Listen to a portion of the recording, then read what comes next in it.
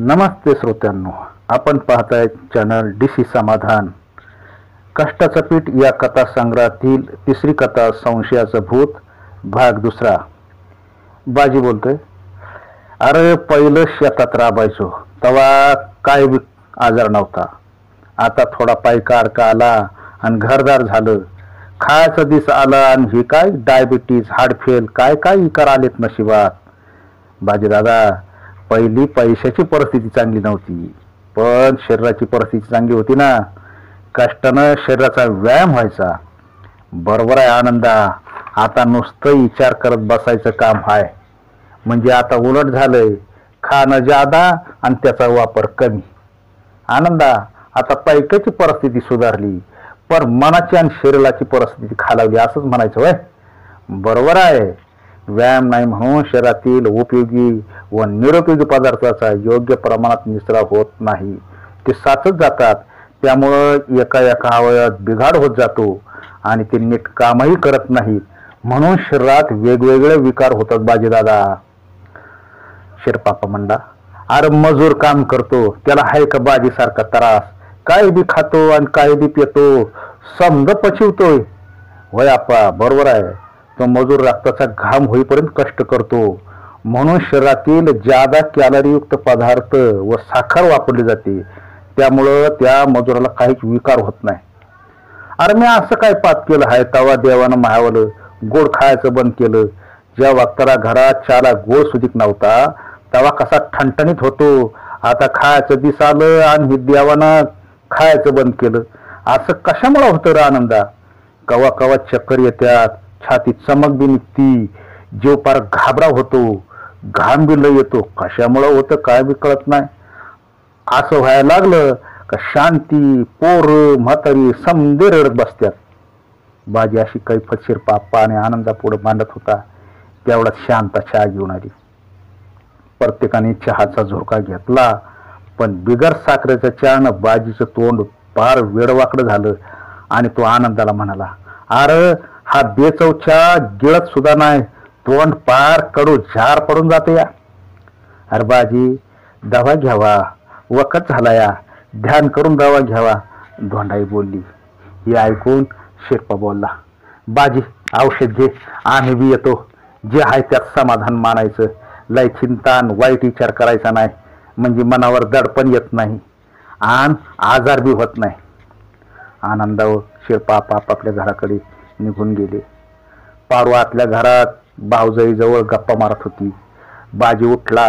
त्यानं पाण्याबरोबर औषध घेतलं तरी त्याला पाहिजे असा फरक पडला नाही. त्याच्या डोक्यात बायकोचा रानातला मित्राने सांगितलेला प्रसंग पुन्हा पुन्हा घर करू लागला. पण शिरपानं सांगितलं होतं की मनात विचार केल्यानं आजार वाढतो, मग या विचारालाच मनातून काढून टाकायचं. म्हणून त्यानं बायकोला हाक मारली. शांता, ए शांता. शांता आतल्या घरातून आली आणि म्हणली, का वधनी, काय म्हणताय, काय पाहिजे? काय न ग, इकडे ये. शांता जवळ येत त्याच्याजवळ बसली. कार शांती, आयतवारी रानात कोणाच्या पाठीचं काट काढत होती तो सुक्काळीचा आणि तू? अव धनी, तुम्हाला काय म्हणायचं हाय ते स्पष्ट बोला की. शांता तिटकाऱ्यानं बोलली.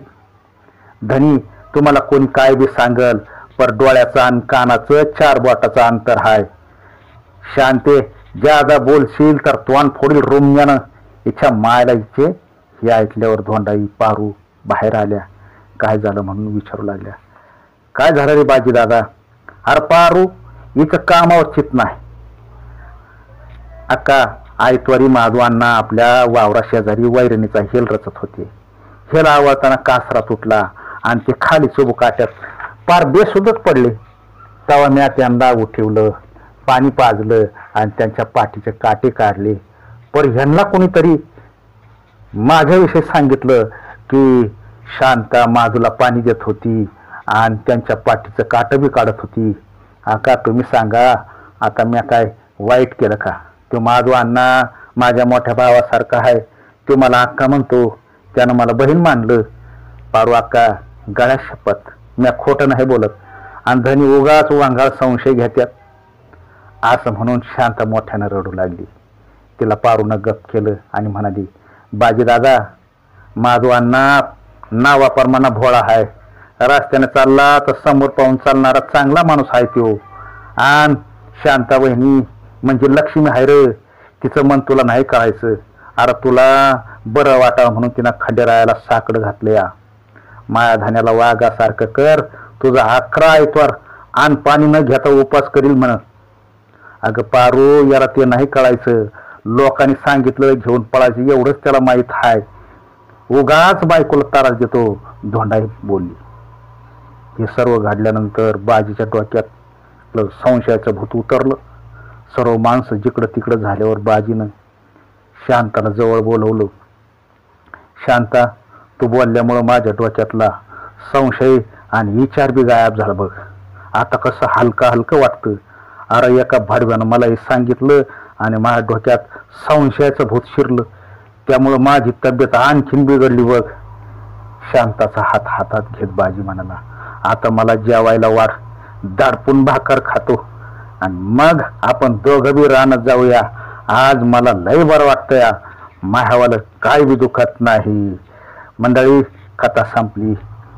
या कथेला लाईक करा, सबस्क्राईब करा आणि कमेंट करायला विसरू नका. सबस्क्राईब केल्यानंतर आपल्याला पुढची कथा टाकता येईल. नमस्ते, राम राम.